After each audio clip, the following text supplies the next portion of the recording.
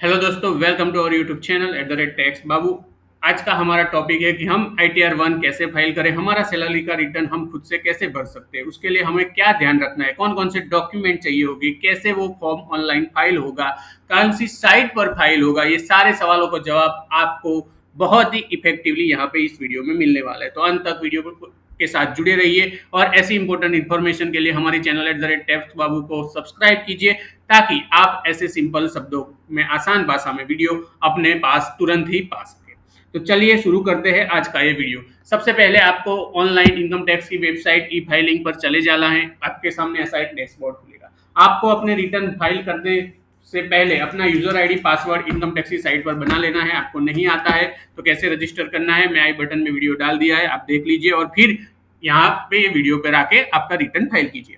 आपको कौन कौन से डॉक्यूमेंट चाहिए होंगे? सबसे पहले आपको अपना फॉर्म 16 चाहिए होगा, जो आपका एम्प्लॉयर आपको देगा। अगर आपके पास आपका फॉर्म 10E है जो एरियर्स का है, वो भी आपको चाहिए होगा, क्योंकि अगर आपने पहले फॉर्म 10E फाइल नहीं किया और उसके बिना आपने रिटर्न फाइल कर दिया तो आपको नोटिस आ सकती है और आपका रिफंड नहीं आएगा। आपका लोन स्टेटमेंट है या फिर आपका कोई भी इन्वेस्टमेंट ATC के रिगार्डिंग है, LIC है, जो भी है, उसका सारा डिटेल्स आपके पास होना चाहिए। वो फॉर्म 16 में भी आ जाता है। और उसके बाद आपने किया है, आपने एम्प्लॉयर को नहीं दिया पर एडिशनल आपने कुछ इन्वेस्टमेंट किया है जो आपको deduction as a old scheme बाद लेना है, तो आपको यहाँ पे चाहिए। सबसे पहले आपको यहाँ पे लॉगिन आईडी पासवर्ड डाल के अपना इनकम टैक्स के साइट पर लॉगिन कर लेना है। आपको अगर रिफंड है तो आपकी बैंक डिटेल्स प्री वैलिडेट की हुई होनी चाहिए। वो कैसे करना है वो भी हमारे पास वीडियो है, आप अपनी हमारी चैनल से वो देख सकते हो।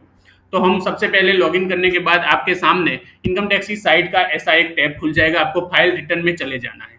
आपको असेसमेंट ईयर 23-24 का मतलब फाइनेंशियल ईयर 22-23 का रिटर्न फाइल करना है। आप जैसे ही क्लिक करोगे आपके सामने ऐसा एक टैब खुल जाएगा।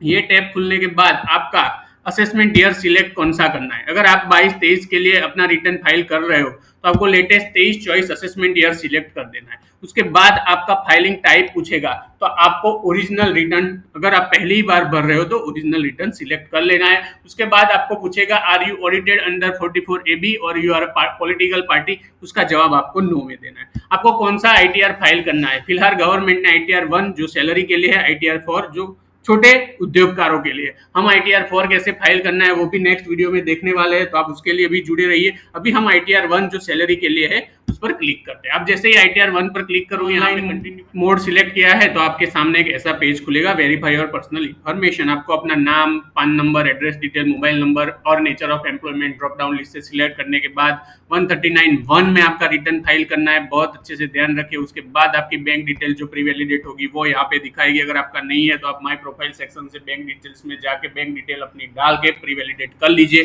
फिर यहाँ पे कंफर्म बटन पर क्लिक करने के बाद आपके सामने ऐसा एक टैब खुल जाएगा, वेरीफाई और इनकम डिटेल्स एंड सोर्सेस। अगर आपका एम्प्लॉयर ने आपका TDS फाइल किया है तो आपके सैलरी के हेड में वो TDS आ गया होगा। अगर अब तक आपके एम्प्लॉयर ने अपना TDS नहीं फाइल किया, आपको फॉर्म 16 नहीं दिया है, तो आप जल्दी मत कीजिए, वो आने दीजिए, वो डेटा कंफर्म कीजिए। उसके साथ वेरीफाई करने के बाद आप एडिट बटन से अपना ग्रॉस सैलरी यहाँ पे चेक कर सकते हो। जो भी सारी डिटेल है जो फॉर्म 16 में दी हुई होगी उसके रिलेटेड डिटेल्स आपको यहाँ पे डालनी है। अगर आपकी कोई लोन चल रही है तो आप एड डिटेल्स ऑफ ब्रेकअप, यहाँ पे आप हाउसिंग लोन का जो भी इंटरेस्ट है वो डाल सकते हैं। आपकी कोई हाउसिंग प्रॉपर्टी के रिगार्डिंग और कोई जो भी डिटेल्स होगी वो यहाँ पे आपको डालनी होगी। आपका सेविंग बैंक का इंटरेस्ट है, आपका FD का इंटरेस्ट है, वो सारी डिटेल्स आपको इनकम फ्रॉम अदर सोर्सेज में डालनी होगी। कोई छोटी मोटी और कोई इनकम आपकी आ रही है उसकी डिटेल्स आपको यहाँ पर डालनी होगी। ध्यान रहे, अगर आपका कैपिटल गेन है, आप शेयर मार्केट का कोई ट्रांजेक्शन कर रहे हो तो आपका ITR-1 नहीं होगा, ITR-2 होगा। आप राह देखे ITR-2 आए तब फाइल कीजिए। अगर आपकी 5,000 से ज्यादा एग्रीकल्चर की इनकम है तो भी आप ITR-1 फाइल मत कीजिए। आप रिस्पेक्टिव फॉर्म जो उसके लिए एप्लीकेबल होगा वो आपको फाइल करना रहेगा। अगर आपकी बिजनेस इनकम है तो भी आप ITR-1 फाइल मत कीजिए। ITR-1 सिर्फ 50 लाख के कम सैलरी वाले के लिए ही एप्लीकेबल है, ये आप ध्यान रखिए। और इसका बहुत सारा क्राइटेरिया लोग मिस कर जाते हैं, उसके कारण उनका रिटर्न सक्सेसफुल फाइल नहीं होता है। जो भी आपकी सैलरी डिटेल आपने फॉर्म 16 के हिसाब से डाली, अपनी अदर इनकम डाल दी, आपका लोन के हिसाब से आपने जो भी इंटरेस्ट डिडक्ट लेना था वो डाल दिया, जो एग्जम्प्ट इनकम में आपका एग्रीकल्चर इनकम 5,000 तक का डाल दोगे। उसके बाद कंफर्म बटन दबाओगे, आपके सामने जो भी आपका डिडक्शन है, ATC, ATD, मेडिक्लेम, LIC, वो सारी डिटेल आपको यहाँ पे ऐड कर करके वहां पे डालनी है। आपको एडिट करना है, वहां पर जाना है, वो सारे टैब को पढ़ना है। ATG, अगर आपको कोई चैरिटेबल फंड को आपने डोनेशन किया है तो आप वहां पे डिटेल्स डाल सकते हो। आपका डिडक्शन का टोटल अमाउंट यहाँ पर आ जाएगा सेक्शन 80 का। उसके बाद आप कंफर्म दबाओगे। कंफर्म दबाने के बाद अगर आपका 26 AS मतलब आपके AIS में कोई भी TDS कट हुआ है तो उसकी डिटेल्स यहाँ पर आ जाएगी। आपको क्रॉस मैच करना है, कोई भी दिक्कत दिखती है तो आप अपने एम्प्लॉयर को बोलिए कि ये पहले चेंज करे, फिर आप उसका अपडेट आने के बाद ही अपना रिटर्न फाइल करिए। अगर मैच हो जाता है तो आप आगे बढ़िए। जो भी बैलेंस टैक्स कोई आता है, अगर आपकी एफडी की इनकम ज्यादा है और कोई इनकम आपकी ज्यादा है जिसके कारण आपका टैक्स बढ़ रहा है, तो आपको यहाँ पर एडिशनल टैक्स का पेमेंट करने का ऑप्शन इधर दिखाएगा। जो भी आपका टैक्स पेड होगा उसकी टोटल अमाउंट यहाँ पर आ जाएगी। आप वेरीफाई करके कंफर्म दे दीजिए। उसके बाद वेरीफाई और टैक्स लायबिलिटी, आपकी टैक्स लायबिलिटी को एडिशनल हो रही है तो आपका कंप्यूटेशन होकर आपके सामने चलन बनने के लिए आ जाएगा। अगर आपको अभी आपने नहीं भरा है, जो मैंने बताया था एरियर्स का फॉर्म 10E आपको क्लेम रिलीफ के लिए भरना जरूरी है। पहले आप वो फॉर्म भरिए, उसके बाद आप रिटर्न फाइल कीजिए, वरना आपको नोटिस आएगी। बहुत सारे केस में हमने ये देखा है, लोग रिटर्न फाइल कर देते हैं पर फॉर्म 10E जो अभी ऑनलाइन बिफोर रिटर्न फाइल करना होता है,